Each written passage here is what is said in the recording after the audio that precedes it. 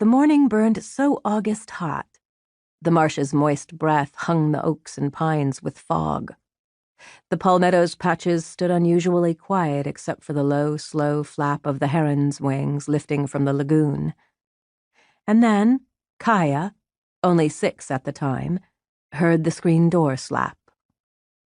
Standing on the stool, she stopped scrubbing grits from the pod and lowered it into the basin of worn-out suds. No sounds now but her own breathing. Who had left the shack? Not Ma. She never let the door slam. But when Kaya ran to the porch, she saw her mother in a long brown skirt, kick pleats nipping at her ankles, as she walked down the sandy lane in high heels. The stubby-nosed shoes were fake alligator skin, her only going-out pair. Kaya wanted to holler out, but knew not to rouse Pa, so opened the door and stood on the brick-and-board steps. From there she saw the blue train case Ma carried. Usually, with the confidence of a pup, Kaya knew her mother would return with meat wrapped in greasy brown paper or with a chicken, head dangling down. But she never wore the gator heels. Never took a case. Ma always looked back where the foot lane met the road, one arm held high, white palm waving as she turned onto the track, which wove through bog forests, cattail lagoons, and maybe, if the tide obliged, eventually into town. But today she walked on, unsteady in the ruts. Her tall figure emerged now and then through the holes of the forest until only swatches of white scarf flashed between the leaves. Kaya sprinted to the spot she knew would bear the road. Surely Ma would wave from there.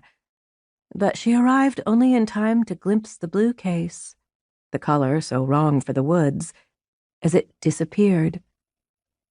A heaviness, thick as black cotton mud, pushed her chest as she returned to the steps to wait. Kaya was the youngest of 5, the others much older, though later she couldn't recall their ages. They lived with Ma and Pa, squeezed together like penned rabbits, in the rough-cut shack, its screened porch staring big-eyed from under the oaks. Jody, the brother closest to Pa, but still 7 years older, stepped from the house and stood behind her.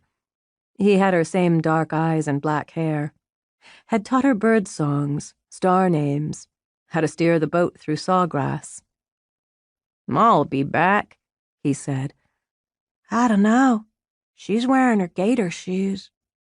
"Ma don't leave her kids. It ain't in 'em." "You told me that fox left her babies." "Yeah, but that vixen got her leg all tore up. She'd have starved to death if she'd have tried to feed herself and her kits. She was better off to leave 'em, heal herself up, then welt more when she could raise 'em good. Ma ain't starving. She'll be back." Jody wasn't nearly as sure as he sounded, but said it for Kaya. Her throat tight, she whispered, "But Ma's carrying that blue case like she's going somewheres big." The shack sat back from the palmettos, which sprawled across sand flats to a necklace of green lagoons, and in the distance, all the marsh beyond.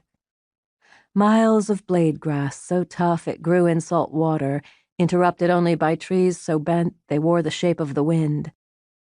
Oak forests bunched around the other sides of the shack and sheltered the closest lagoon, its surface so rich in life it churned.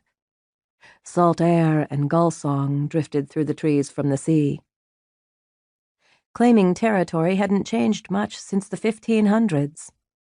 The scattered marsh holdings weren't legally described, just staked out natural.